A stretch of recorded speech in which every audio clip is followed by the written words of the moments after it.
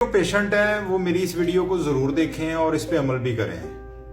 अगर किसी पेशेंट को शुगर है, जितनी देर से मर्जी लगाएं, आप मेडिसिन ले रहे हैं, शुगर कंट्रोल है, नो इशू।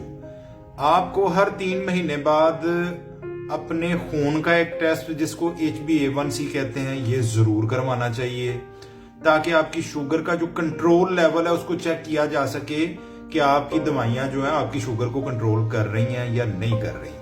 इसके बाद आंखों का एक टेस्ट है जिसको हम ड्रॉप्स डाल के आंख में पीछे फंडस देखा जाता है, मतलब कि आंख का पर्दा देखा जाता है कि शुगर की वजह से आंख के पर्दे पे कोई तब्दीलियां तो नहीं आ रही, इसकी वजह से कोई इशू तो नहीं हो रहा। ये वो 2 टेस्ट हैं जिनको आप कंपल्सरी कर दें कि मैंने हर 3 महीने बाद अपने ये 2 टेस्ट हर सूरत करवाने हैं अगर आपको शुगर का इशू है।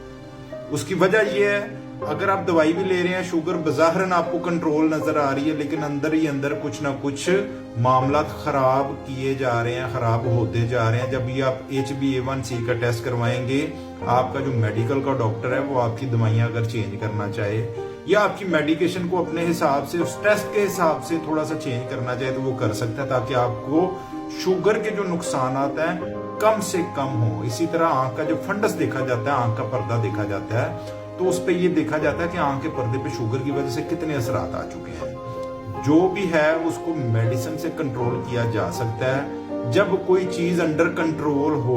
तो जब बात हद से गुजर जाती है फिर उसको कंट्रोल करना बड़ा मुश्किल काम होता है। लिहाजा कोई पेशेंट, ये खास तौर पे वीडियो जरूर देखिएगा भी और शेयर कीजिएगा, खास तौर पे वो लोग जिनको शुगर है, अपने ये 2 जिंदगी में टेस्ट पक्के कर दें हर 3 महीने बाद, ताकि आपको किसी बड़ी कॉम्प्लिकेशन का सामना ना करना पड़े। आपके अंदर कोई तब्दीली आ रही है तो उसको बर वक्त मैनेज किया जा सके। बहुत शुक्रिया, अपना ख्याल रखें। अस्सलाम वालेकुम।